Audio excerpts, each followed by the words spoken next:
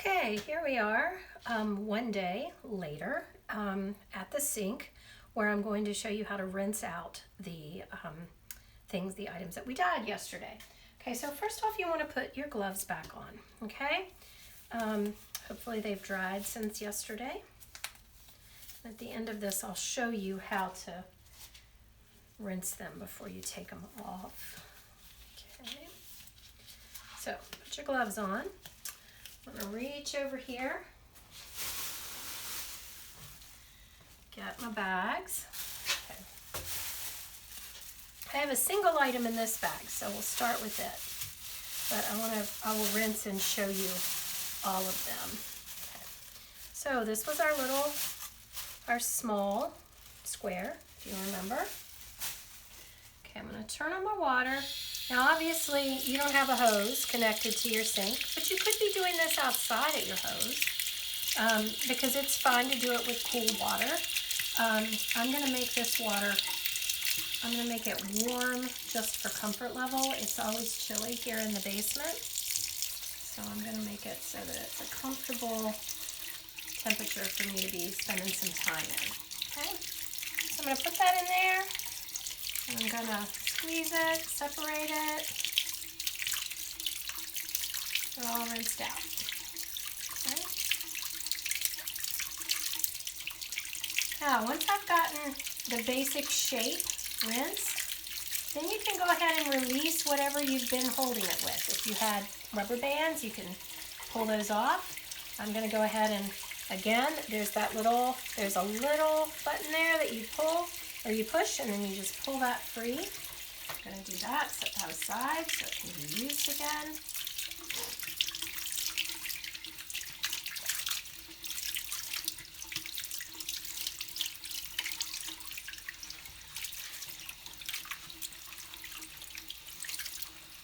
Okay.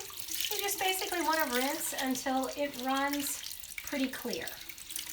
Okay, so that you're not seeing a lot of dye come out of the item down at the bottom there. And so I think we've got it. I'm going to wring it out. Here on campus, we have a specially formulated detergent that we use to wash these.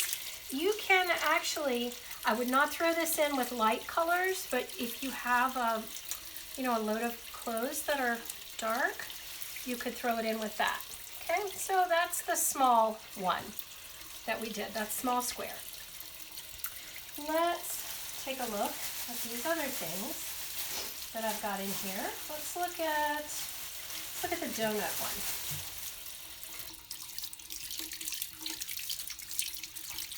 Again, just rinse until it runs pretty clear. Sort of pull it apart, separate it.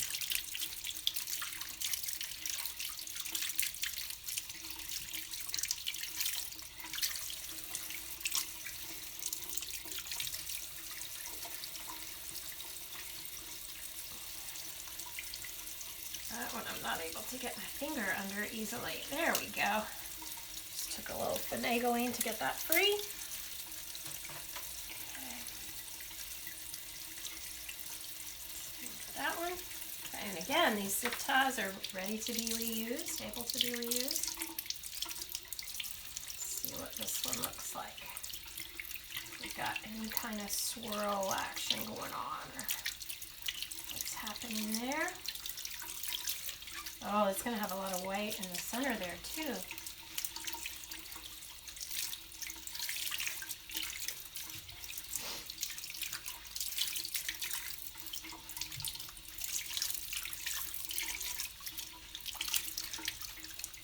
Okay.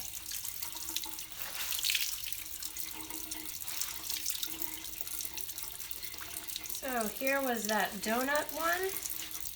And again, you can see it gets sort of radiates out from that center. Okay,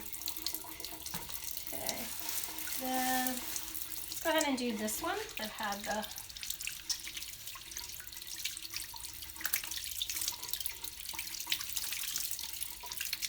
rubber bands.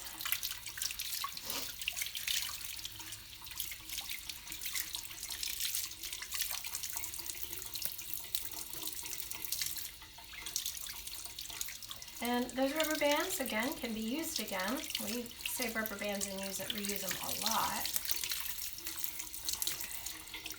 For projects very like this one.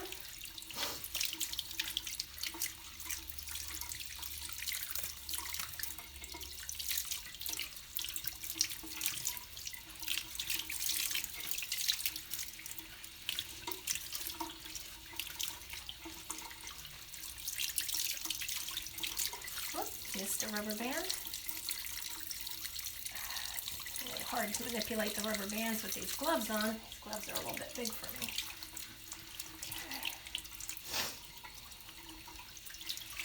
Okay. Alright. So there. Oh, my center one wasn't exactly in the center, but that's kind of interesting. Kind of an interesting effect. The two different colors on it. Okay, and then the last one was that bigger square. Let's see what it did.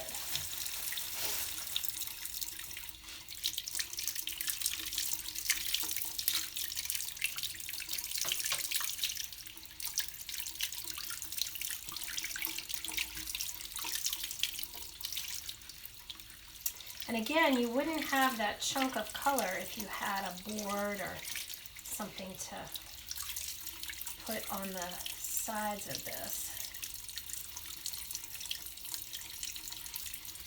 I'm not able to unfold it. There we go. All right.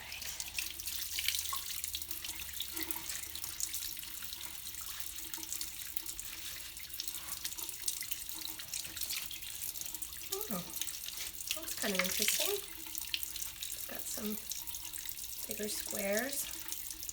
Interesting shape in the center of it. Okay. All right. So that's how you rinse these out.